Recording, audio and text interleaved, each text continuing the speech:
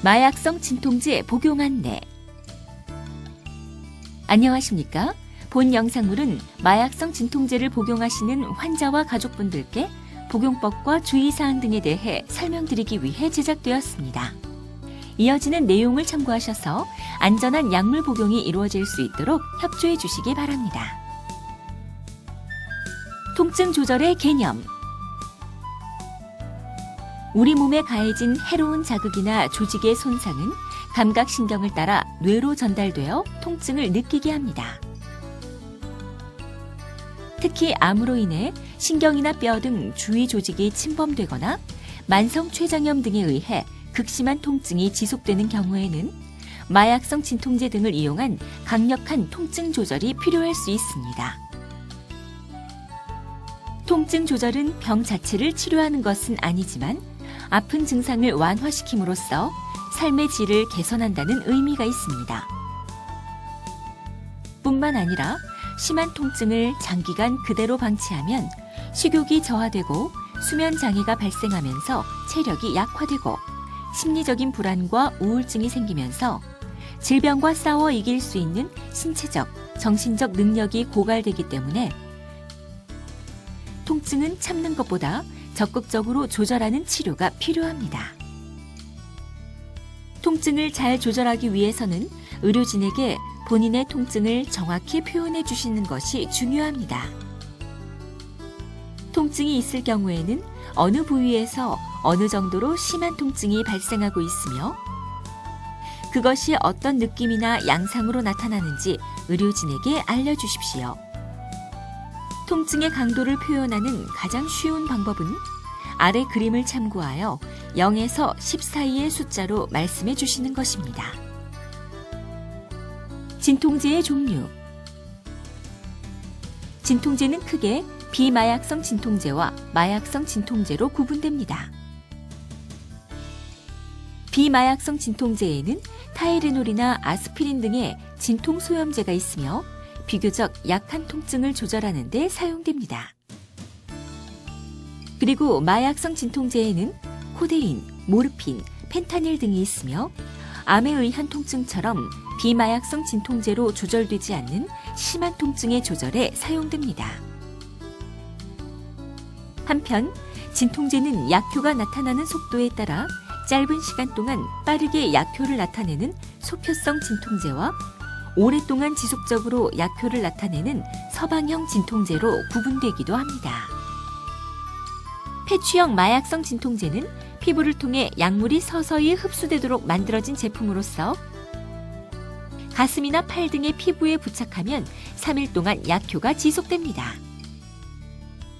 의료진은 환자의 상태와 통증의 양상에 따라 이들 진통제를 적절히 처방함으로써 환자의 통증을 효과적으로 조절합니다. 진통제 복용 방법. 만성 통증, 특히 암으로 인한 통증은 어느 정도 수준으로 꾸준하게 지속되다가 하루에 수차례씩 갑자기 심해지는 양상을 나타내기 때문에 통증이 나타낼 때에만 진통제를 복용하는 방법으로는 효과적인 통증 조절이 어려울 수 있습니다. 지속적인 통증의 조절에 주로 이용되는 서방형 진통제는 통증이 없더라도 정해진 시간에 규칙적으로 복용해야 하며 씹거나 부수지 말고 그대로 복용합니다. 돌발성 통증에 대해서는 속효성 진통제를 복용하기도 하는데 특정 활동 시 통증이 심해지는 경우에는 활동에 앞서 약물을 예방적으로 복용할 수도 있습니다. 패취형 진통제는 3일에 한 번씩 일정한 시간에 교환하여 붙입니다. 패취형 진통제는 피부를 통해 흡수된 후 혈액을 타고 전신에 퍼져나가 작용하므로 파스처럼 아픈 부위에 부착하는 것이 아니라 가슴이나 팔의 편평한 부위에 부착합니다. 패취를 떼어내고 새 패취를 붙일 때에는 다른 부위의 피부에 부착합니다.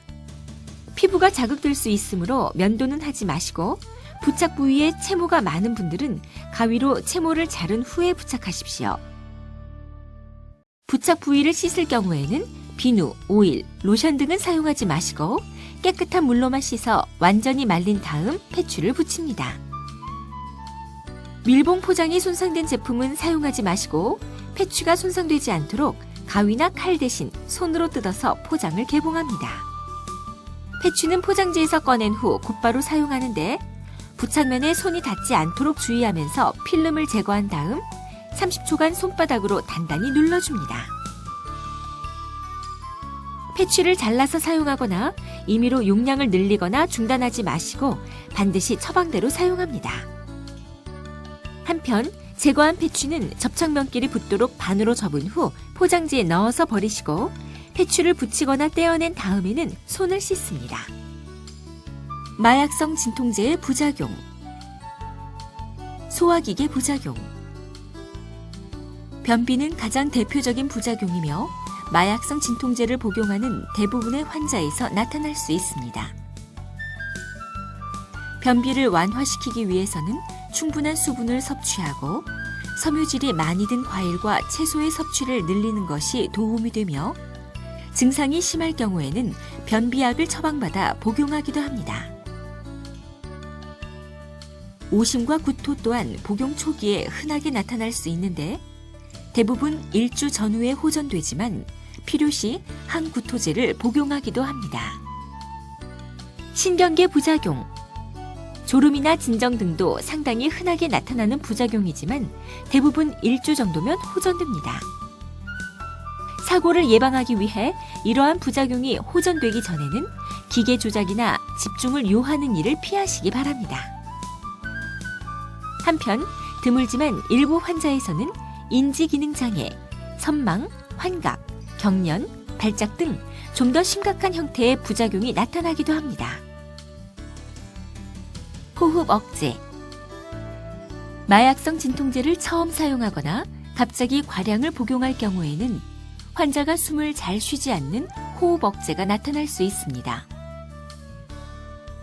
그러므로 의료진의 처방과 달리 임의로 용량을 올려서는 안 되며 호흡이 분당 8회 이하로 느려질 경우에는 더 이상 진통제를 복용하지 마시고 병원에 연락하거나 응급실을 방문해야 합니다. 기타 부작용. 기타 발생할 수 있는 부작용에는 가려움증이나 두통, 발한, 입이 마르는 구갈 증상 등이 나타날 수 있습니다. 패취를 부착한 부위에 가려움증이나 홍조, 열감 등의 부작용이 나타날 수 있으며 증상이 심할 경우 의료진에게 말씀하여 주십시오. 급성 과량 투여 시 부작용. 마약성 진통제를 갑자기 과량으로 복용할 경우에는 호흡 저하와 의식 저하, 동공 축소, 심장 박동이 느려지는 서맥, 저혈압 등이 나타날 수 있으며 심할 경우 환자가 사망할 수 있으므로 신속히 응급실을 방문해야 합니다. 특히 이러한 부작용은 알코올이나 신경계에 작용하는 다른 약물을 함께 복용했을 때 더욱 심각하게 나타날 수 있으므로 마약성 진통제를 복용하는 분들은 반드시 금주하시고 다른 약을 처방받을 때에는 마약성 진통제의 복용 사실을 의료진에게 말씀하여 주십시오. 기타 주의사항.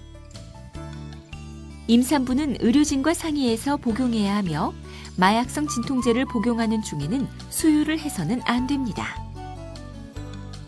환자가 통증 조절을 위해 처방대로 적절히 진통제를 사용한다면 진통제에 중독이 되는 경우는 거의 없습니다.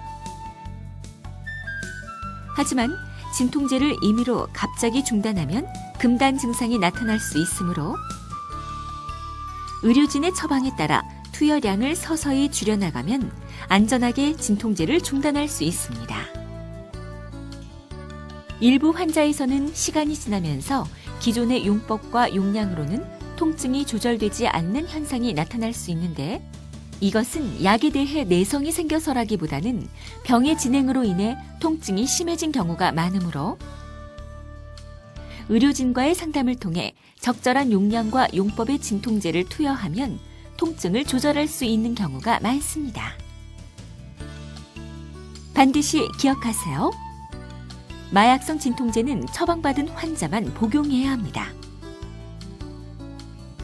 환자 외에 다른 사람에게 마약이 제공되거나 처방받은 마약을 다른 사람이 복용한 경우에는 마약법에 따라 중한 처벌을 받게 됩니다. 사용 후 남은 약은 다른 사람이 통증이 있다 하더라도 주어서는 안 되며 반드시 병원에 반납해야 합니다.